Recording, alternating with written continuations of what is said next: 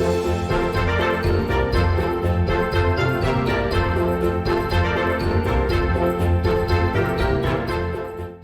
afternoon. I'm Dr. Richard Margolin. I'm here to talk to you today about healthy heart tips.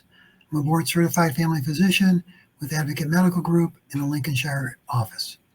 Today, I'd like to thank you for allowing me to talk to you about healthy heart tips. So most people say they feel fine. They don't know that their heart is a problem. Well, let's talk about heart disease.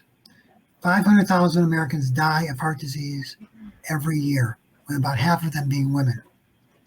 As early as age 45, a man's risk for heart disease rises. For women, it starts at age 55.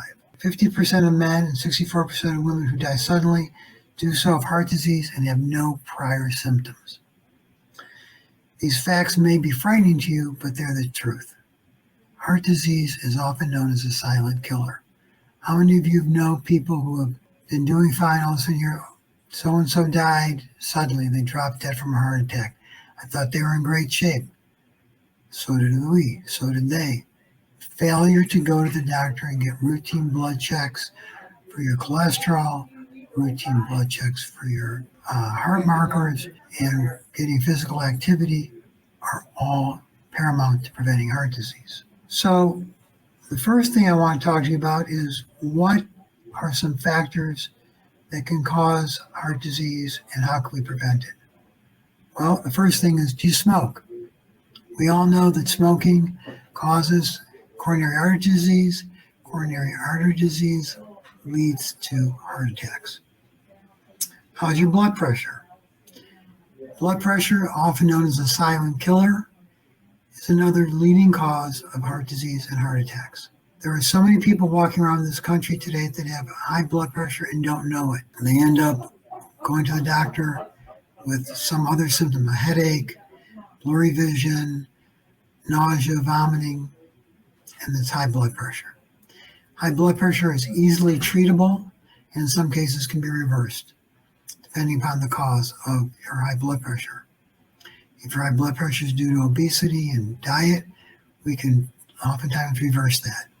Sometimes you have to be on blood pressure medication for the rest of your life, but that's not a big issue. We can control that, and that can lead to reduction in heart disease. The next thing I want to talk about, of course, is diabetes.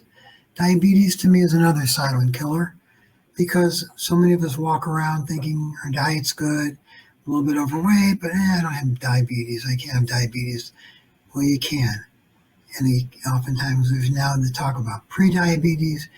There are a lot of things that we as providers can do to help prevent you from getting diabetes. If you're, quote, pre-diabetic, we can help try to reverse that and keep you from becoming a full-blown diabetic. Diabetics have a higher incidence and higher rate of heart disease than the general population, so you need to get that taken care of. The next thing is your weight. I talked about weight on several times already. Most important thing about weight is obesity leads to increased cholesterol values, leads to sedentary lifestyle, and can all lead to heart disease. Smoking we've talked about. Let's talk about high cholesterol. Cholesterol is something that you've all heard about, something we're well aware about.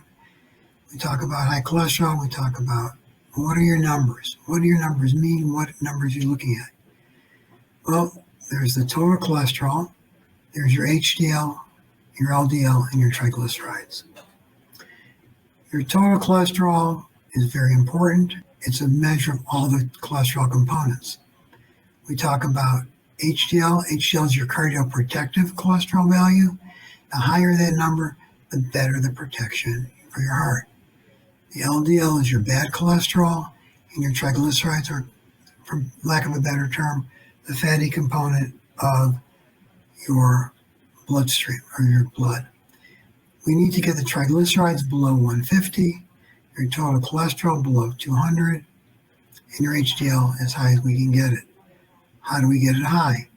Exercise, diet are the two mainstays. The exercise and the diet will also lower your total cholesterol, will also help lower your triglycerides. So we know there's been enough studies done, enough research done to document that if we want to have a healthy heart, we've got to start with having healthy cholesterol values, diet and exercise. The new push for diet is plant-based diets, high grains, low fat, reducing red meat content. All of those will help for a healthy heart. Overweight, as I've talked about before, contributes to heart disease. Losing 5 to 10 pounds can lower your risk of heart disease as well as other serious medical problems.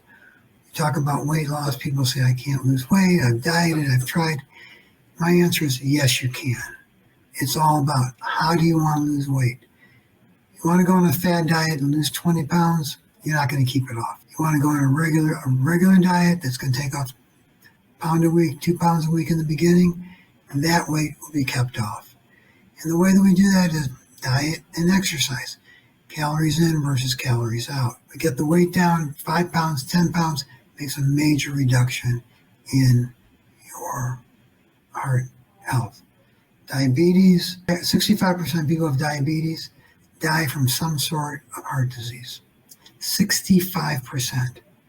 So diabetes is something not to be taken lightly and something that needs to be addressed. Some other factors are stress. How do we reduce stress? That's the big $6 million question.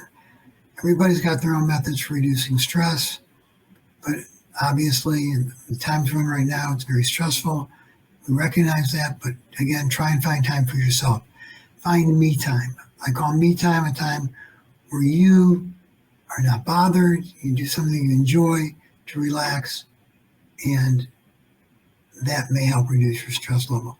Some people meditate, some people go for a run, some people exercise, some people take bubble baths. Whatever it is, you need to carve out 20 minutes a day for me time for myself.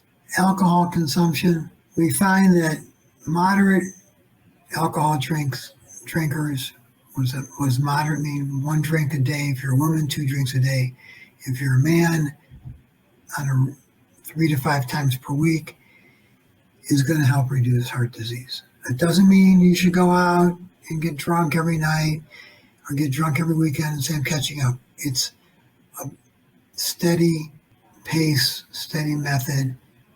1 drink isn't going to hurt you, 2 drinks isn't going to hurt you, but no more than that, and be sensible about the size of your drink as well. That doesn't mean a 24-ounce can of beer. It doesn't mean a double drink. It means a normal cocktail. Sleep apnea. Sleep apnea is a condition that causes you to stop breathing in the middle of the night, and that is a huge, huge contributor to heart disease, sudden death. Sleep apnea is sometimes caused by obesity, other times they're actually physiologic or anatomic issues that can be corrected. So if you are a large snorer, your spouse or loved one says that you stop breathing in the middle of the night, you need to be checked by a pulmonologist, undergo a sleep study, and possibly use a CPAP. I've talked to you briefly about eating a healthy diet, whole grains, fruits and vegetables daily, healthy weight, exercise, and of course, stop smoking. All of these factors are all healthy heart tips. We could go on for hours talking about healthy heart tips as far as how do I work out better, how do I work out with my current conditions, like I have arthritis. The most important thing I can stress to you for a healthy heart is the following. Watch your diet. Get a regular routine exam by a primary care provider or an internist so that we can get your heart checked. Get your cholesterol numbers checked and know your numbers. Talk with your provider. How can I get them down? Do I need medications? Can I do it by diet? Can I do it by exercise? Exercise to the best of your ability. Stop smoking. If you're diabetic, keep it under control. Try and get your A1C within normal limits. Get the weight down, possibly get off your medications. Keep your blood pressure in check. And lastly, control your stress. Thank you very much.